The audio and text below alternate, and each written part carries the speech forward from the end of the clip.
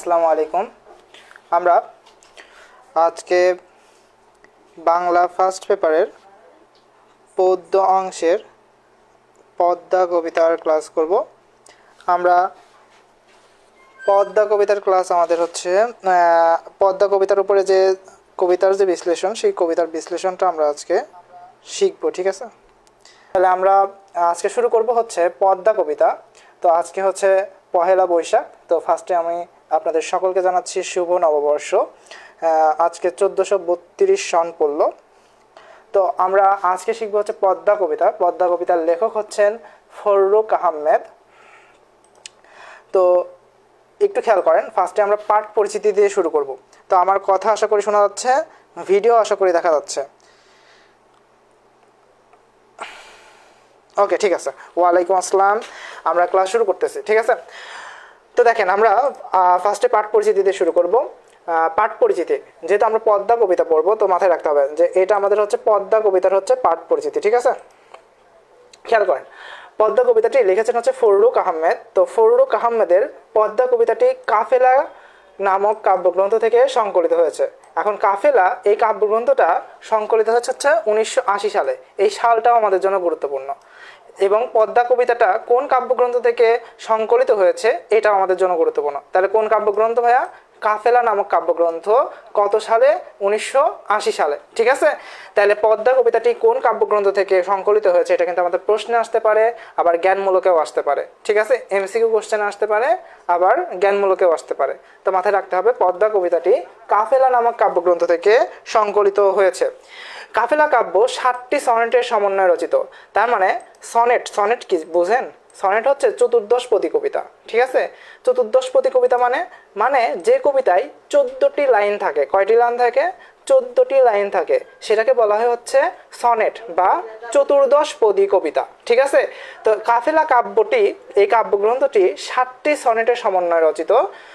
সংকলনভুক্ত কবিতাটি অর্থাৎ এই পদ্মা কবিতাটি 5 সংখ্যক সনেট অর্থাৎ পঞ্চম সনেট, ঠিক আছে? এই কাফেলা নামক কাব্যগ্রন্থের 5ম নাম্বার সনেট হচ্ছে আমাদের এই পদ্মা কবিতা, ঠিক আছে? তো নদীমাতৃক বাংলাদেশে ছড়িয়ে আছে অসংখ্য নদ নদী, এইসবের মধ্যে পদ্মা সর্ববৃহৎ। অর্থাৎ আমরা এই যে পদ্মা কবিতাটি পড়তেছি, এটা মূলত আমাদের যে পদ্মা নদী আছে, বাংলাদেশের যে পদ্মা নদী রয়েছে, এই পদ্মা নদীকে কেন্দ্র করে এই কবিতাটি লেখা, ঠিক আছে? তো নদীমাতৃক বাংলাদেশে আমরা জানি আমাদের এই বাংলাদেশে অসংখ্য নদ নদী রয়েছে। এসবের মধ্যে পদ্মা নদীটা হচ্ছে সর্ববৃহৎ নদী, ঠিক আছে? পদ্মা কবিতায় এই নদীর 2 রূপ প্রকাশিত হয়েছে। একদিকে এর ভয়ঙ্কর প্রমত্ত রূপ, যা দেখে বহু সমুদ্র ঘোরার অভিজ্ঞতায় ঋদ্ধ দুরন্ত জলদস্যুদেরও মনে ভয়ের সঞ্চার করেছে, ঠিক আছে? তো আমরা এই কবিতায় দেখব যে একটা জলদস্যু জাতির আমরা খোঁজ পাবো। এই জলদস্যু জাতির নাম হচ্ছে, জলদস্যু দলের নাম হচ্ছে হারমাদ। হ্যাঁ, আমরা হারমাদ নামে একটা জলদস্যু দলকে দেখতে পারবো। তো এই জলদস্যু দলের সাথে পদ্মা নদীর একটা সংশ্লিষ্টতা রয়েছে, যেটা আমরা কবিতা পড়ার সময় আমরা আপনাদেরকে দেখাবো। যে দেখব যে পদ্মা নদীর যে ভয়ঙ্কর রূপ, এই রূপটা দেখে এই হারমাদ নামক জলদস্যুরাও ভয় পেয়ে গিয়েছিল, ভীতগ্রস্ত হয়েছিল, ঠিক আছে? তো এটা আমরা সামনে দেখতে পারবো। তো এদিকেই বলছে যে একদিকে এর ভয়ঙ্কর রূপ, অর্থাৎ এই নদীর 2টা রূপ আছে। একটা ভয়ঙ্কর রূপ আছে আর একটা ভালো রূপ আছে, হ্যাঁ, সুন্দর রূপ আছে, প্রাকৃতিক রূপ আছে। অর্থাৎ যেই রূপটাতে মানুষ জীবিকা নির্বাহ করতে পারে, ঠিক আছে? তাহলে একটা নদীর 2টা রূপ রয়েছে। একটা হচ্ছে ভয়ঙ্কর রূপ আর একটা হচ্ছে ভালো রূপ, যে রূপটাতে মানুষ জীবিকা নির্বাহ করতেছে, ঠিক আছে? ওকে, তো আমাদের ফার্স্টে একটা এমসিকিউ চলে আসলো। পদ্মা কবিতাটি কোন কাব্যের অন্তর্গত? কেবলই পড়ে আসছি, সবাই একটু অ্যান্সার করেন। পদ্মা কবিতাটি কোন কাব্যের অন্তর্গত? সবাই একটু অ্যান্সার করেন। এবং আমি সবাইকে বলবো যে যদিও রাত হয়ে গেছে অনেকটা, তারপরেও আপনারা আপনাদের বন্ধুদেরকে একটু কষ্ট করে মেনশন করে দেন। কেবলই পড়ে আসছি, প্রথম লাইনে পড়াইছি পদ্মা কবিতাটি কোন কাব্যগ্রন্থ থেকে সংকলিত, বলেন, এবং কত সাল সেটাও পড়াইছি। তাহলে এটার অ্যান্সার করেন, সবাই একটু দ্রুত অ্যান্সার করেন। গুড। এস সাইমা আক্তার বলছে কাফেলা। গুড, ওয়ালাইকুম আসসালাম। আচ্ছা, এস সাইমা আক্তার বলছে কাফেলা। গুড। তাহলে এটা আমাদের অ্যান্সার কি হবে? পদ্মা কবিতাটি কোন কাব্যের অন্তর্গত? কাফেলা কাব্যের অন্তর্গত। একটু আগে আমরা পড়ায় আসছি, দেখেন এই যে ফার্স্ট লাইন, ফররুখ আহমেদের পদ্মা কবিতাটি কাফেলা নামক কাব্যগ্রন্থ থেকে সংকলিত হয়েছে। কাফেলা কাব্যগ্রন্থটি কত সালে সংকলিত হয়েছে? 1980 সালে সংকলিত হয়েছে। ঠিক আছে, এই সালটা আমাদেরকে মনে রাখতে হবে। ঠিক আছে, তাহলে আমাদের পদ্মা কবিতাটি কোন কাব্যের অন্তর্গত? কাফেলা। আমি বারবার বললাম কিন্তু, ঠিক আছে। এবার দেখেন কাফেলা কাব্যগ্রন্থের সাথে কোন সালটির সম্পর্ক রয়েছে? এবার বলুন, কেবলই পড়াইছি, কোন সালটা সম্পর্কিত রয়েছে? ক নম্বরে আছে 1970, খ নম্বরে আছে 1980, গ নম্বরে আছে 1990, ঘ নম্বরে আছে 2000। কেবলই পড়ে আসলাম, কোন সাল? অ্যান্সার করেন, কোন সাল? ঠিক আছে, এটার অ্যান্সার করেন এবার।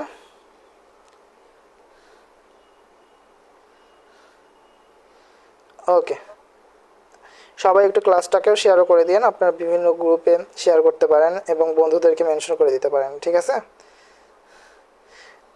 এতে আমার থেকে আপনার বন্ধুদের বেশি লাভ হবে, কেননা এই কবিতাটি গত কয়েক বছর শর্ট সিলেবাস থাকায় কিন্তু শর্ট সিলেবাসে ছিল না এবং কোথাও তেমনভাবে ফ্রি ক্লাসও থাকার কথা না।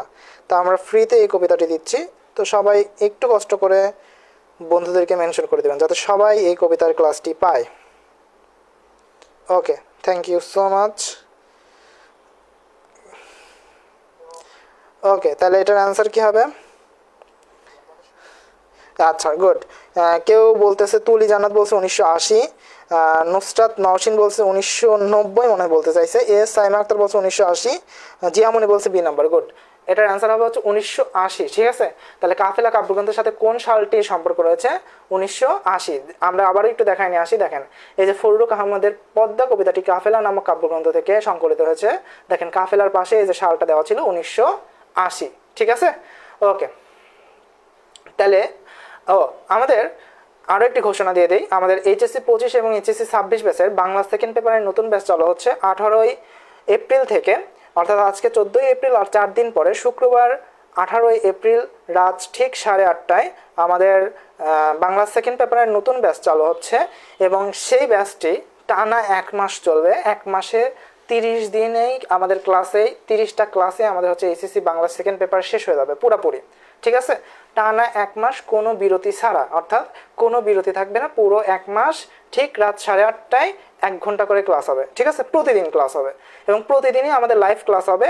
তার সাথে আগের যে লাইভ ক্লাসগুলো ছিল সেগুলো আমাদের রেকর্ড আকারে দেওয়া আছে, সেই রেকর্ড ক্লাসগুলো পেয়ে যাবেন। পাশাপাশি এই লাইভ ক্লাসগুলো শেষ হলে, অর্থাৎ প্রতিদিন এই 1 মাস আমাদের প্রতিদিন ক্লাস শেষ হলেই আমাদের একটি মডেল টেস্ট হবে। ঠিক আছে, পুরো ইয়ের উপরে একটা মডেল টেস্ট হবে এবং আমরা বাংলা সেকেন্ড পেপারের উপরে একটা সাজেশন দিয়ে দিব। ঠিক আছে, আর সাথে ওএমআর পিডিএফ পাবেন, যেটা বাংলা ফার্স্ট পেপারের জন্য কাজে লাগবে। ঠিক আছে, বাংলা ফার্স্ট পেপারে যখন পরীক্ষা নিব তো তখন আপনাদের এই ওএমআর পিডিএফ দিয়ে দেওয়া হবে এবং এই ওএমআর পিডিএফটি আপনারা প্রিন্ট করে বাসায় বসে ওএমআরে আপনারা ওএমআর পূরণ করে হচ্ছে এমসিকিউ এক্সাম দিতে পারবেন। ঠিক আছে, তো যারা ভর্তি হতে চান ভর্তি পদ্ধতি আমাদের এখানে দেওয়া আছে এবং আমাদের এই কোর্সে এবার ভর্তি হলে পরে 105 টাকা আমাদের কোর্স ফি, সেখানে 2 টাকা করে আমাদের হচ্ছে প্রত্যেকজন যদি ভর্তি হয় সেখান থেকে 2 টাকা করে আমাদের প্রত্যেক জনের উপরে 2 টাকা করে আমরা প্যালেস্টাইনের জন্য, অর্থাৎ ফিলিস্তিনের জন্য আমরা সেই টাকাটি হচ্ছে ডোনেট করে দিব। ঠিক আছে, অর্থাৎ আমাদের কোর্স ফি এবার 103 টাকা আর 2 টাকা দেবে হচ্ছে ফিলিস্তিনে। ঠিক আছে, যারাই ভর্তি হোক না কেন 2 টাকা করে আমরা সেটা হিসাব করে পাঠিয়ে দেবো এবং সেটার স্ক্রিনশটও আপনাদের এই গ্রুপে দিয়ে দেওয়া হবে। ওকে, থ্যাংক ইউ সো মাচ। যদি এই কোর্স বিষয়ে কোনো কিছু জানার থাকে আমাকে ইনবক্স করতে পারেন, এই পেজে ইনবক্স করতে পারেন, হোয়াটসঅ্যাপ করতে পারেন, এই যে নিচে হোয়াটসঅ্যাপ নাম্বার দেওয়া আছে। ঠিক আছে, বা একটা স্ক্রিনশট নিয়ে রাখতে পারেন। ওকে, আসেন আমরা পরবর্তী পাঠ পরিচিতিটুকু পড়ি। দেখেন, তা আমরা বলেছিলাম যে একদিকে হচ্ছে পদ্মার ভয়ঙ্কর রূপ রয়েছে, অন্যদিকে পদ্মার একটা ভালো রূপ রয়েছে। কি রূপ? পদ্মার পলিতে, অর্থাৎ পদ্মার যখন হচ্ছে পলি জমে, আপনারা জানেন যে যখন চর জমে তখন পলি জমে, এই পলিতে প্লাবিত এর 2 পারের উর্বর ভূমি মানুষকে দিয়েছে পর্যাপ্ত ফসল। অর্থাৎ যখন চর জমে যায় এই চরে কিন্তু ভালো পরিমাণে উর্বর ভূমি, এই ভূমিতে কিন্তু ভালো পরিমাণে ফসল ফলানো যায়। জীবনদায়িনী সবুজের সমারোহ, অর্থাৎ সবুজ ফসল ফলায় সেখানকার মানুষ কিন্তু বেঁচে থাকে, জীবিকা নির্বাহ করে। আবার এই পদ্মায় বর্ষাকালে জলস্রোতে স্ফীত হয়ে ভাসিয়ে নেয় মানুষের সাজানো বাগান, ঘর এমনকি জীবন পর্যন্ত। অর্থাৎ এই পদ্মায় আবার দেখা যায় যে নদী ভাঙনের ফলে এই ফসলি জমি ভেঙে নিয়ে যায়, তাদের মানুষের ঘর ভেঙে নিয়ে যায়, এমনকি মানুষকেও ভাসিয়ে নিয়ে যায়। অর্থাৎ তাদের জীবনও কিন্তু চলে যায়, মানুষের জীবনও চলে যায়, পদ্মা পাড়ের মানুষের জীবনও চলে যায়। সেই ধ্বংসস্তূপের ভিতর থেকে আবারও প্রাণের স্পন্দন জেগে ওঠে পদ্মাকে ঘিরেই। অর্থাৎ আবার যখন পদ্মায় চর জাগে তখন দেখা যায় যে পদ্মার চরেই মানুষ আবার বসবাস শুরু করে। ঠিক আছে, অর্থাৎ একই পদ্মা কখনো ধ্বংসাত্মক রূপে, কখনো কল্যাণময় হয়ে এদেশের জনজীবনের সঙ্গে একাত্ম হয়ে আছে। পদ্মা চতুর্দশপদী বা সনেট কবিতা, মাথায় রাখতে হবে, পদ্মা চতুর্দশপদী বা সনেট কবিতা। এই প্রশ্নটি আমাদের এমসিকিউর জন্য গুরুত্বপূর্ণ। পদ্মা কোন ধরনের কবিতা? চতুর্দশপদী কবিতা। ইংলিশে কি বলা হয়? সনেট। চতুর্দশপদী কবিতা মানে কি? চতুর্দশপদী কবিতা মানে হচ্ছে এই কবিতায় 14টি লাইন আছে। কয়টি লাইন আছে? 14টি লাইন আছে, যার 3 পঙ্ক্তিযুক্ত 4টা স্তবক। অর্থাৎ 3 পঙ্ক্তি, 3টা করে লাইন, 4টে স্তবক, অর্থাৎ 3 4 12টা লাইন। আর শেষে 2 পঙ্ক্তিযুক্ত একটা স্তবক, অর্থাৎ শেষে 2 লাইনের একটা স্তবক রয়েছে। ঠিক আছে, প্রতি পঙ্ক্তিতে রয়েছে 18 মাত্রা। কয় মাত্রা রয়েছে? প্রতি পঙ্ক্তিতে রয়েছে 18 মাত্রা। এবং কবিতাটির মিল বিন্যাস হচ্ছে ক খ ক, খ গ ঘ খ, গ ঘ গ, ঘ উঙ ঘ উঙ ঙ। তো এই মিল বিন্যাসটা আমি একটু বোঝাই দিব, সমস্যা নাই। এই মিল বিন্যাসটা অনেকে নাও বুঝতে পারেন, আবার প্রতি পঙ্ক্তিতে রয়েছে 18 মাত্রা, এই জিনিসটাও নাও বুঝতে পারেন। এই দুইটা জিনিস আমি বোঝাই দেব। ঠিক আছে, নো প্রবলেম।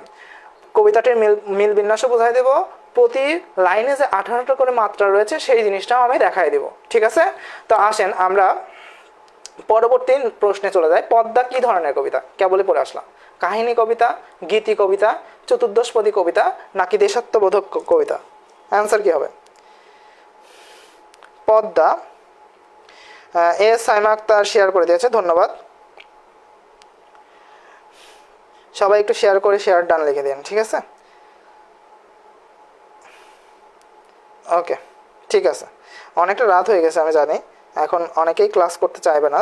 যাদের হচ্ছে এই কবিতাটা দরকার তারাই একমাত্র ক্লাস করবে। ঠিক আছে, দেখেন, খেয়াল করেন, পদ্মা কি ধরনের কবিতা? গুড, জিয়ামনে আনসার করে দিয়েছে গ নম্বর। ঠিক আছে, স্টাডি আইডি থেকে কমেন্ট করেছে সি নম্বর। গুড, ঠিক আছে। তাহলে পদ্মা কি ধরনের কবিতা? প্রশ্নের অ্যান্সার আমাদের হবে হচ্ছে পদ্মা চতুর্দশপদী কবিতা। কেবল আমরা পড়ে আসছি যে পদ্মা চতুর্দশপদী বা সনেট কবিতা, তাই না?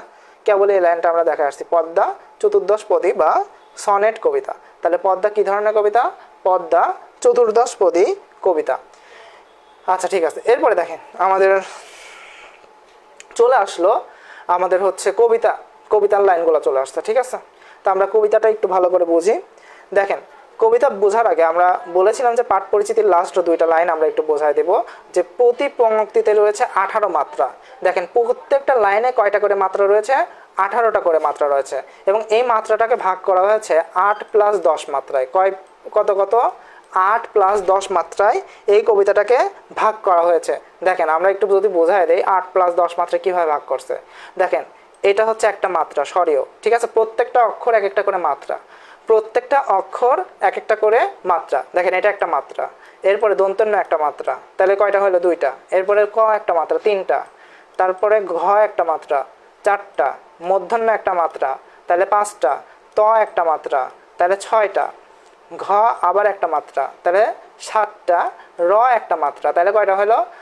8টা। তাহলে এখানে আমরা 8টা পাইছি।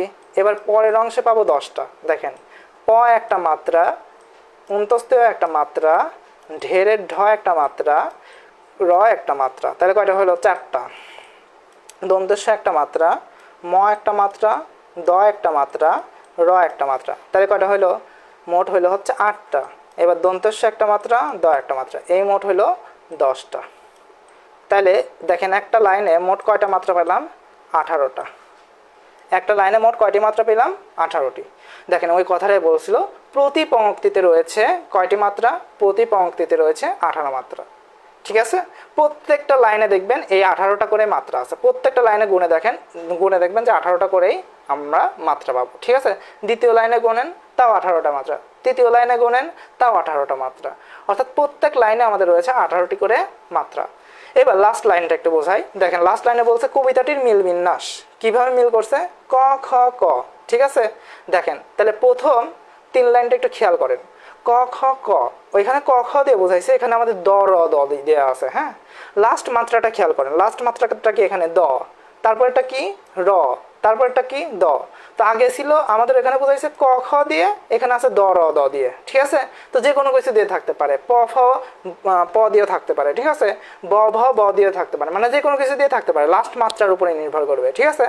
লাস্ট মাত্রা যদি ক খ ক থাকতো তাহলে এরকম থাকতো, মানে ক খ ক এরকম আসতো, ক সেকেন্ডটাই খ, তারপরে লাস্ট মাত্রা হয়তো ক, এরকমের। ঠিক আছে? এখানে যেমন লাস্ট মাত্রা আছে দ, তারপরে র, তারপরে দ। ঠিক আছে?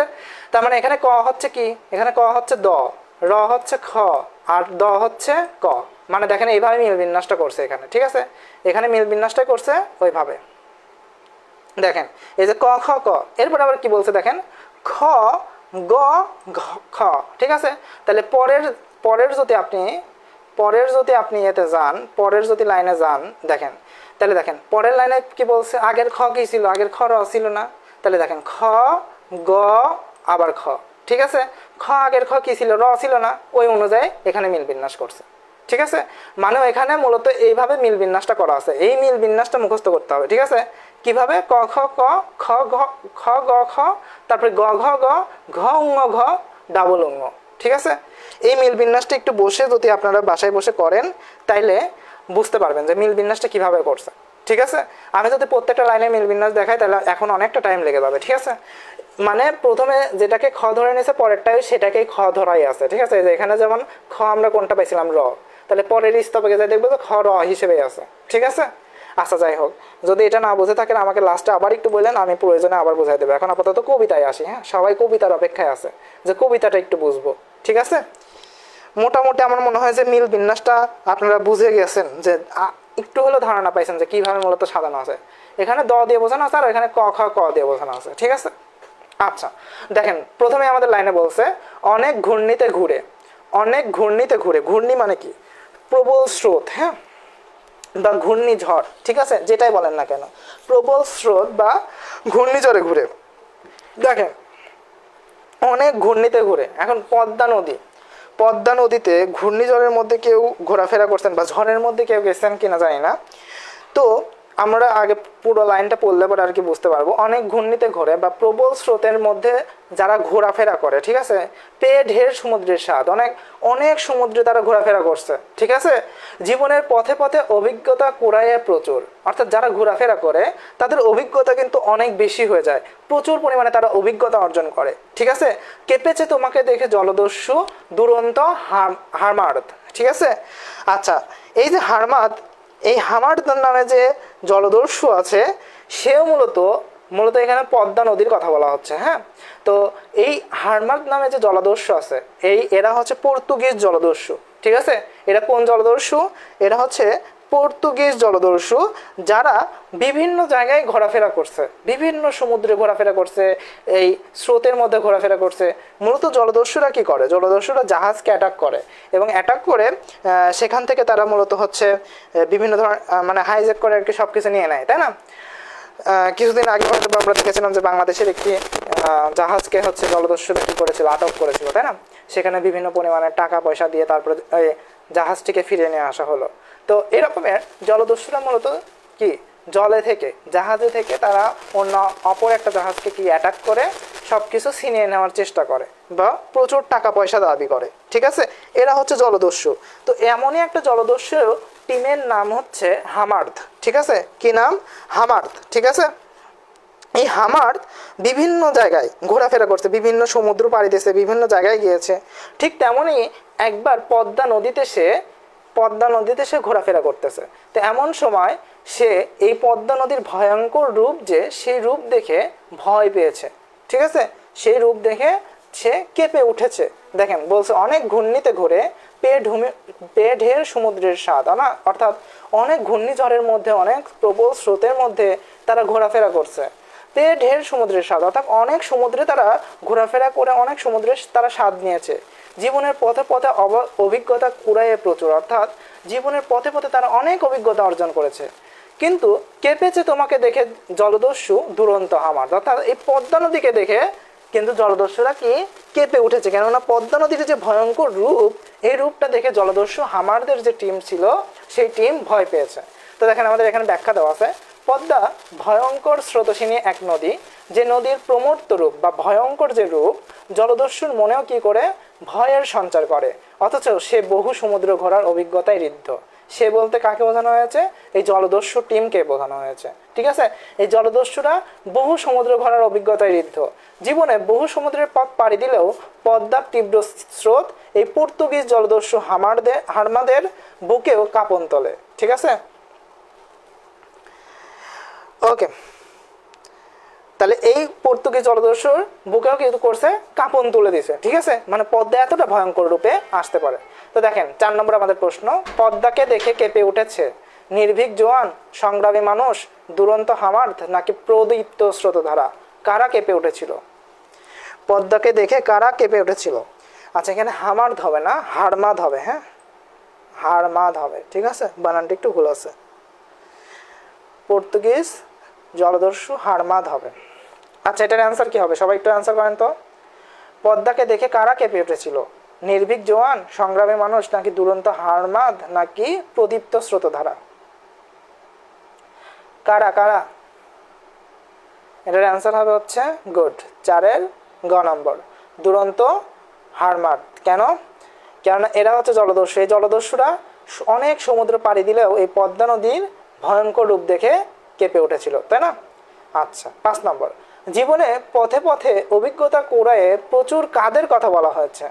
অর্থাৎ জীবনের পথে পথে কারা প্রচুর অভিজ্ঞতা কুড়িয়েছে? ক নম্বর জলদস্যু, খ নম্বর সংগ্রামী চাষি, গ নম্বর পদ্মা তীরের মানুষ, ঘ নম্বর নির্ভীক জোয়ান। এটার অ্যান্সার কি হবে? এটার অ্যান্সার কি হবে? আচ্ছা, উপরে একটা জিনিস একটু বলে দেই, ফররুক আহমেদ। হ্যাঁ, যখন আমরা এখানে টাইপ করতে যাই তো র এর নিচে র চলে যাচ্ছিল, সেজন্য আমরা এখানে একটু ফাঁকা রাখছিলাম। এখানে উচ্চারণটা, এখানে গ্যাপটা হবে না। ঠিক আছে, বানানটা এরকমেরই, ফ রর নিচে হাসন্ত, তারপরে রয় রস্যু খ, ফররুক আহমদ। ঠিক আছে, আচ্ছা গুড। তাহলে জীবনের পথে পথে অভিজ্ঞতা করে প্রচুর কাদের কথা বলা হয়েছে? এটার অ্যান্সার হচ্ছে জলদস্যু। ঠিক আছে, ওকে। পদ্মা কবিতায় জীবনের পথে পথে কি কুড়ানোর কথা বলা হয়েছে? পদ্মা কবিতায় জীবনের পথে পথে কি কুড়ানোর কথা বলা হয়েছে? এটার অ্যান্সার করেন। পদ্মা কবিতায় জীবনের পথে পথে কি কুড়ানোর কথা বলা হয়েছে? আমি সবার কমেন্টে দেখতেছি। হ্যাঁ, যে এমন অ্যান্সার করেছিল 5-এর ক, 80 রায় বলছিল 4-এর গ। ঠিক আছে, 6 নম্বরের অ্যান্সার করেন সবাই। সবাই একটু 6 নম্বরের অ্যান্সার করেন। পদ্মা কবিতায় জীবনের পথে পথে কি কুড়ানোর কথা বলা হয়েছে? ওকে, এস সাইমা আক্তার বলছে অভিজ্ঞতা। ঠিক আছে, আর সবাই এর অ্যান্সার কি হবে? পদ্মা কবিতায় জীবনের পথে পথে, গুড। স্টাডি আইডি বলছে হচ্ছে সি নম্বর। তাহলে এটা অ্যান্সার হবে হচ্ছে সি নম্বর, গ নম্বর অভিজ্ঞতা। ঠিক আছে, ওকে। তো আমি একবার বলছি যে আমাদের বাংলা সেকেন্ড পেপার কোর্স শুরু হচ্ছে, কোর্স ফি 105 টাকা। সেখান থেকে 2 টাকা জমা আমাদের প্যালেস্টাইন অর্থাৎ ফিলিস্তিনে, এবং আমাদের ক্লাস হবে হচ্ছে 18 এপ্রিল থেকে 8:30টায় প্রতিদিন ক্লাস চলবে, অর্থাৎ 18 এপ্রিল থেকে 18 মে পর্যন্ত। ঠিক আছে, ওকে। এরপরের লাইনগুলো একটু দেখেন। তোমার তরঙ্গ ভঙ্গে, তোমার তরঙ্গ ভঙ্গে, তরঙ্গ ভঙ্গে মানে তীব্র স্রোতে, ভয়ঙ্কর রূপে। ঠিক আছে, তোমার তরঙ্গ ভঙ্গে বর্ণ তার হয়েছে পাণ্ডুর। পাণ্ডুর মানে ফ্যাকাশে, পাণ্ডুর মানে কি? ফ্যাকাশে। ঠিক আছে, তাহলে দেখেন কি বলছে, তোমার তরঙ্গ ভঙ্গে বর্ণ তার হয়েছে পাণ্ডুর। অর্থাৎ এই যে তোমার তীব্র স্রোতে, তোমার ভয়ঙ্কর রূপে বর্ণ তার হয়েছে ফ্যাকাশে, অর্থাৎ কার বর্ণ ফ্যাকাশে হয়ে গেছে? ওই জলদস্যু হারমাদের বর্ণ ফ্যাকাশে হয়ে গেছে। তোমার তরঙ্গ ভঙ্গে, তোমার বলতে এখানে কাকে বলা হয়েছে? ওই পদ্মা নদী। পদ্মা নদীর প্রবল স্রোতে বর্ণ তার হয়েছে, অর্থাৎ এই জলদস্যুর বর্ণ ফ্যাকাশে হয়ে গিয়েছে, ভয়ে তাদের বর্ণ কি হয়ে গেছে? ফ্যাকাশে হয়ে গিয়েছে। সংগ্রামী মানুষ তবু 2 তীরে চালায় লাঙল। অর্থাৎ এই প্রবল স্রোতেও, এই প্রবল স্রোতের শেষে দেখা যায় যে এই পদ্মার 2 তীরে কিছু সংগ্রামী মানুষ, কিছু মানুষ কি করে? 2 তীরে তারা হচ্ছে চাষবাস করে, লাঙল চালায়। ঠিক আছে, কেন? তাদের জীবিকা নির্বাহের জন্য। অর্থাৎ ওই পদ্মার তীরে যখন পলি জমে, ঠিক আছে, যখন স্রোত আসে, স্রোতে যে পলিটা জমে সেই পলিতে জমিটা কি হয়, উর্বর হয়, এবং এই উর্বর জমিতে ভালো ফসল ফলানো যায়। আগে ছোটবেলায় যখন কৃষি পড়েছেন, এইটে থাকতে কৃষি শিক্ষা ছিল না, এই কৃষি শিক্ষায় পড়ে এসেছেন হয়তোবা, যে হচ্ছে পলিতে ভালো পরিমাণে ফসল জন্মায়, তাই না? পলিতে ভালো পরিমাণে কি জন্মায়, ফসল জন্মায়। কেন? পলিতে হচ্ছে জমি উর্বর হয়, আর জমি উর্বর হলে ভালো ফসল ফলে। তো পদ্মা নদীর দুই তীরে দুই পাশে পলি যখন জমে যায় তখন মাটিটা উর্বর হয়ে যায়, আর ওই উর্বর মাটিতে ফসল ভালো জন্মে, ঠিক আছে? তো এই সংগ্রামী মানুষ, কেন সংগ্রামী মানুষ বলা হচ্ছে? কেননা পদ্মা নদী যখন ভয়ঙ্কর রূপ ধারণ করে তখন নদী ভাঙনে তাদের সব কিছু বিলীন হয়ে যায়, তাদের ঘর বাড়ি বিলীন হয়ে যায়, তাদের এই জমি জমা বিলীন হয়ে যায়, অর্থাৎ তারা যে ফসল ফলিয়েছিল এত কষ্ট করে সেই ফসলগুলোও দেখা যায় যে চলে যায়। তারা যে এখানে ঘর তুলেছিল এই পদ্মা নদীর দুই পারে দুই তীরে, সেই ঘরগুলোও দেখা যায় যে পদ্মা নদী কী করে, গ্রাস করে, অর্থাৎ নদী ভাঙনে তাদের ঘরগুলোও ভেসে চলে যায়। আবার তাদের যে ঘরের মধ্যে যে সহায় সম্বলটুকু তৈরি করেছিল, খাট বা আসবাবপত্র যেসব তৈরি করেছিল, সেসব আসবাবপত্র কি ভেসে চলে যায় ঘরের সাথে সাথে, তাই না? তো এই যে ওই জন্য এই মানুষগুলোকে কি বলা হচ্ছে, সংগ্রামী মানুষ বলা হচ্ছে। তাদের কাছে তো অত টাকা নেই, তারা ওই পদ্মা নদীর দুই পাড়েই কি করে, জীবন দিয়ে হলেও বসবাস করে, ঠিক আছে? তো সংগ্রামী মানুষ তবু দুই তীরে চালায় লাঙল, অর্থাৎ ওই দুই তীরে পদ্মা নদীর দুই পাশের যে দুই তীর, সেই দুই তীরে লাঙল চালায় চাষবাস করে বসবাস করে। কঠিন শ্রমের শস্য দানা পেয়েছে প্রচুর, অর্থাৎ ওই উর্বর জমিতে যখন তারা ফসল ফলায় তখন তারা প্রচুর পরিমাণে শস্য দানা অর্থাৎ প্রচুর পরিমাণে ফসল পায়, ঠিক আছে? তো ব্যাখ্যা হচ্ছে পদ্মার তীব্র স্রোত যখন তার দুই তীর প্লাবিত করে তখন তীরগুলোতে সাদাটে হলুদ বর্ণ বিশিষ্ট পলির আস্তরণ পড়ে, ঠিক আছে? সেই দুই তীরে সংগ্রামী মানুষ লাঙল চালিয়ে কঠিন পরিশ্রম দ্বারা সোনার ফসল ফলায়, অর্থাৎ ধান চাষবাস করে আর কি, ঠিক আছে? পদ্মার দুই তীরে কারা লাঙল চালিয়েছে? জলদস্যুরা, সংগ্রামী মানুষ, কবি নাকি জোয়ান? কারা লাঙল চালিয়েছে? কারা লাঙল চালিয়েছে বলেন?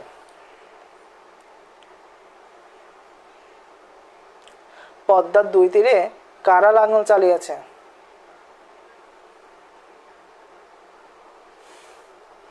পদ্মার দুই তীরে কারা লাঙল চালিয়েছে? সংগ্রামী মানুষ, তাই না? তাহলে এটার অ্যান্সার কি হবে? সংগ্রামী মানুষ, ঠিক আছে? কারা লাঙল চালিয়েছে? সংগ্রামী মানুষ, গুড। এবার আসে উর্বর তোমার চরে ফলায়েছে পর্যাপ্ত ফসল। উর্বর তোমার চরে অর্থাৎ ওই যে পদ্মা নদীর যে চরটা দেখা গেছে, সেই চরটা কি এখন উর্বর, কেননা এখানে কি পলি জন্মেছে, তাই না? পলি জন্মলে সেখানে উর্বর মাটি হয়ে যায়। উর্বর তোমার চরে ফলায়েছে পর্যাপ্ত ফসল, অর্থাৎ ওই কৃষকেরা, ওই সংগ্রামী মানুষগুলো পর্যাপ্ত পরিমাণে ফসল জন্মাইছে। জীবন মৃত্যুর দ্বন্দ্বে নিঃসংশয়, অর্থাৎ যেখানে জীবন মৃত্যু নিশ্চিত, হ্যাঁ নিশ্চিত, নির্ভীক জওয়ান অর্থাৎ নির্ভীক মানুষগুলো, ওই নির্ভীক সংগ্রামী মানুষগুলো, ঠিক আছে? জীবন মৃত্যু নিশ্চিত কেন বলা হচ্ছে, নিঃসংশয় কেন বলা হচ্ছে? জীবন মৃত্যুর দ্বন্দ্বে নিঃসংশয় দ্বারা কি বোঝানো হচ্ছে? দেখেন, যখন তখন এখানে হচ্ছে পদ্মা নদীর ভয়ঙ্কর রূপে নদী ভাঙনে তাদের জীবন পর্যন্ত চলে যেতে পারে। তাদের ওই যে ফসল ফলানো জমি, সেই জমি তো বিলীন হয়ে যাবে, পাশাপাশি তারা যে এখানে ঘর বাড়ি করে বসবাস করতেছে সেই ঘর বাড়ি পর্যন্ত তাদের চলে যেতে পারে। তাদের যে সহায় সম্বল যা কিছু ছিল সেই সম্বলগুলোও কিন্তু চলে যেতে পারে। তো সে এই জন্য বলতেছে জীবন মৃত্যুর দ্বন্দ্বে নিঃসংশয়, অর্থাৎ যখন তখন তাদের মৃত্যু ঘটতে পারে। হ্যাঁ, এই যে জীবন মৃত্যুর যে নিশ্চিত যে এমন একটা অবস্থায় নির্ভীক জওয়ান অর্থাৎ নির্ভীক যুবকগুলো, জওয়ান মানে যুবকগুলো, সংগ্রামী মানুষগুলো, নির্ভীক মানে সাহসী, ঠিক আছে? সবুজের সমারোহে জীবনের পেয়েছে সম্বল, অর্থাৎ ওইখানে চাষবাস করে কিছু সম্বল পেয়েছে, কেননা তারা তো শহরে এসে থাকার মতো তাদের হচ্ছে সামর্থ্য নেই, তাদেরকে ওইখানেই কিছুটা চাষবাস করে থাকতে হবে। আবার যখন নদী ভাঙন হবে, যখন তাদের সব কিছু চলে যাবে, আবার দেখা যাবে নতুন করে তারা আবার এখানেই কি চর জগলে পরে সেখানে আবার বসবাস করা শুরু করবে। তো এটাই বলতেছে পদ্মার পলি মাটিতে উর্বর হয়, অর্থাৎ পদ্মার পলি মাটিতে উর্বর হয় নদীর চরগুলো, যেখানে কৃষকেরা কঠিন শ্রমের মাধ্যমে পর্যাপ্ত ফসল ফলায়। জীবন মৃত্যুর দ্বন্দ্বের নিঃসংশয় নির্ভীক যুবক দুই তীরকে ফসলে ফসলে করে তোলে সবুজ, অর্থাৎ এইটা যদি নদী হয়, মাঝখানে এটা নদী, এই নদীর দুই পাশে যখন চর জাগে, হ্যাঁ, এই দুই পাশে যখন চর জাগে তখন এই দুই পাশে মানুষরা কষ্ট করে কি করে, ফসল ফলায় জায়গাগুলো সবুজ করে ফেলে। ঠিক আছে। আচ্ছা, নির্ভীক জওয়ান কিসের দ্বন্দ্বে নিঃসংশয়? স্বপ্ন দুঃস্বপ্ন, জীবন মৃত্যু, সুখে অসুখে, নাকি অর্থ অনর্থে? কিসে বলেন? নির্ভীক জওয়ান কিসের দ্বন্দ্বে নিঃসংশয়? এটার অ্যান্সার করেন দ্রুত, এটার একটু অ্যান্সার করেন।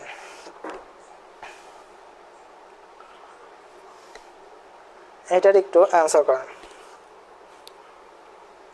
তাহলে কিসের? নির্ভীক জওয়ান কিসের দ্বন্দ্বে নিঃসংশয়? জীবন মৃত্যুর দ্বন্দ্বে, তাই না? কিসের দ্বন্দ্বে? জীবন মৃত্যুর দ্বন্দ্বে। তাহলে কিসের দ্বন্দ্বে নিঃসংশয়? জীবন মৃত্যু দ্বন্দ্বে নিঃসংশয়। ওকে, জওয়ান শব্দের অর্থ কি? জওয়ান মানে হচ্ছে যুবক বা বলবান ব্যক্তি। ঠিক আছে, তাহলে জওয়ান শব্দের অর্থ কি হবে? জওয়ান শব্দের অর্থ হবে হচ্ছে বলবান ব্যক্তি। ঠিক আছে, জওয়ান শব্দের অর্থ কি? জওয়ান শব্দের অর্থ হচ্ছে বলবান ব্যক্তি বা শক্তিধর ব্যক্তি। ঠিক আছে, ওকে।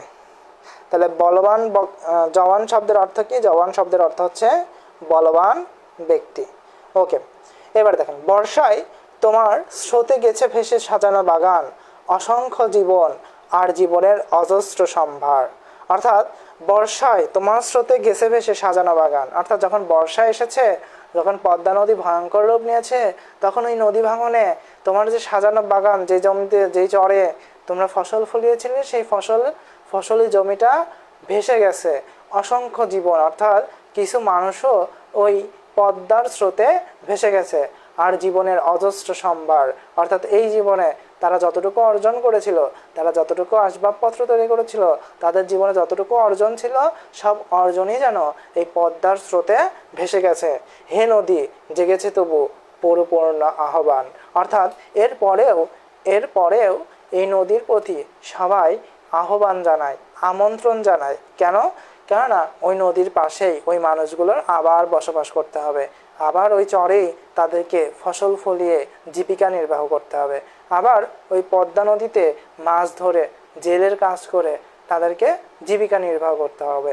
অর্থাৎ পদ্মার যে আশেপাশে মানুষগুলো বসবাস করে, তারা দেখা যায় চরে ফসল ফলিয়ে অথবা নদীতে মাছ ধরে তারা তাদের জীবিকা নির্বাহ করে থাকে।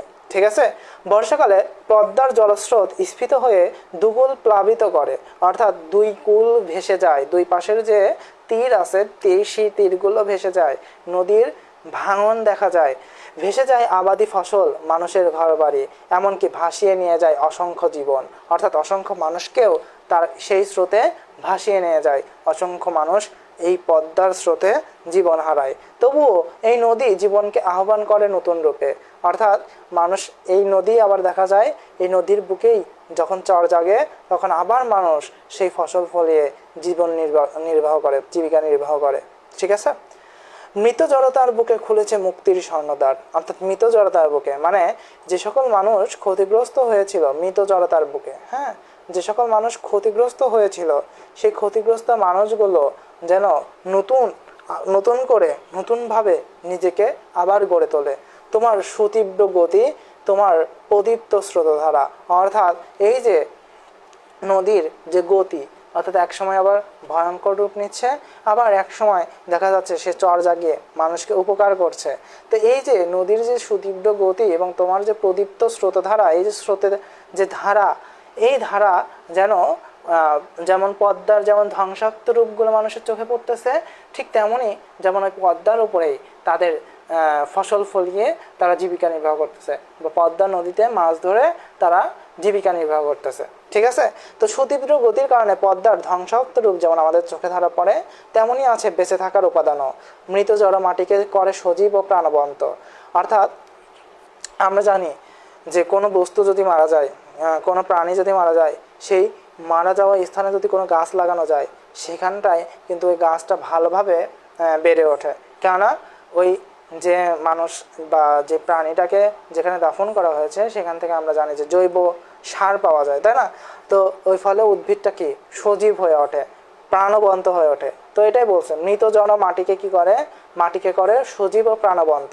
অর্থাৎ এই যে নদী যে ধ্বংসাত্মক রূপ নিয়েছিল, এই রূপ নেওয়ার পরে যখন চর জাগাইছে, এই চরে পলি জমেছে, ফলে এই চর জাগা জমিটা এখন কি হয়েছে, উর্বর হয়েছে, ফলে ওই মাটিটা এখন কি হয়ে গেছে, বেশি সজীব হয়েছে, বেশি প্রাণবন্ত হয়েছে, অর্থাৎ ওইখানে বেশি ফসল উৎপাদন করা সম্ভব হবে।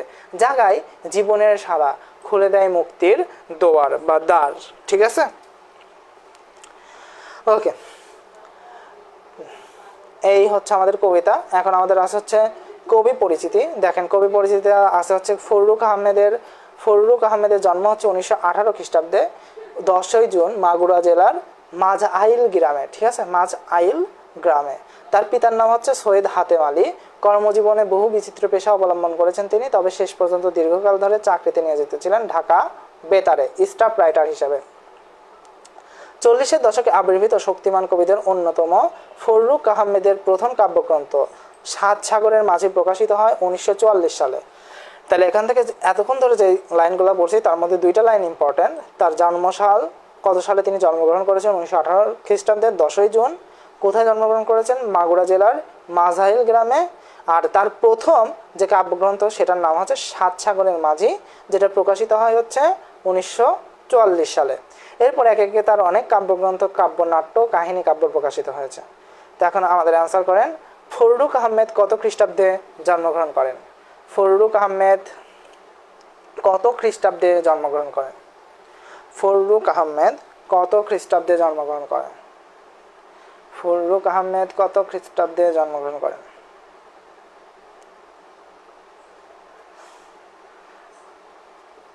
কত খ্রিস্টাব্দে? দ্রুত একটু অ্যান্সার করেন। ফররুখ আহমদ কত খ্রিস্টাব্দে জন্মগ্রহণ করেন? 1915, 1916, 1917 নাকি 1918?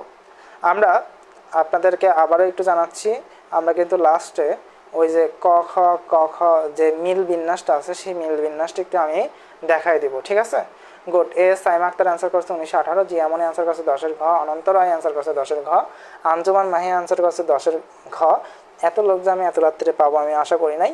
আচ্ছা যাই হোক, আমাদের অ্যান্সার হচ্ছে কত, 10-এর ঘ, 1918 খ্রিস্টাব্দে। ঠিক আছে, ফররুখ আহমেদ কত খ্রিস্টাব্দে জন্মগ্রহণ করেন? 1918 খ্রিস্টাব্দে। ইসলামী ঐতিহ্যের পুনরুজ্জীবনে বিশ্বাসী এই কবির কবিতায় প্রধান প্রকাশ ঘটেছে ইসলামী আদর্শ ও জীবনবোধের। তার অন্য গ্রন্থগুলোর নাম কাব্যগ্রন্থগুলো হচ্ছে কি, সিরাজাম মুনিরা, তারপরে হচ্ছে নওফেল ও হাতেম কাব্যনাট্য, সনেট সংকলন হচ্ছে মুহূর্তের কবিতা এবং কাহিনী কাব্য হচ্ছে হাতেম তাই। এছাড়া তিনি ছোটদের জন্য বেশ কিছু ছড়া ও কবিতা লিখে গেছেন। সাহিত্যকৃতির স্বীকৃতিস্বরূপ তিনি বাংলা একাডেমি পুরস্কার ও ইউনেস্কো পুরস্কার লাভ করেছেন এবং মরণোত্তর 21 পদকে ভূষিত হয়েছেন। তাহলে তিনি মরণোত্তর 21 পদকে কিন্তু ভূষিত হয়েছেন, এটা আমাদের জন্য গুরুত্বপূর্ণ। এরপরে তিনি কত সালে মৃত্যুবরণ করেন? 1974 খ্রিস্টাব্দের 19 অক্টোবর তিনি ঢাকায় মৃত্যুবরণ করেন। কোথায় মৃত্যুবরণ করেন? ঢাকায় মৃত্যুবরণ করেন। তাহলে আমাদের লাস্ট প্রশ্ন যে হচ্ছে ফররুখ আহমদ কত সালে মৃত্যুবরণ করেন? আমরা লাস্টে কিন্তু মিল বিন্যাসটা একটু আরেকবার দেখাই দিব, সবাই একটু থাকার চেষ্টা করবেন। ঠিক আছে, ওকে। ফররুখ আহমদ কত সালে মৃত্যুবরণ করেন? ফররুখ আহমেদ কত সালে মৃত্যুবরণ করেন? 1971, 1972, 1973 নাকি 1974 সালে? অ্যান্সার করেন।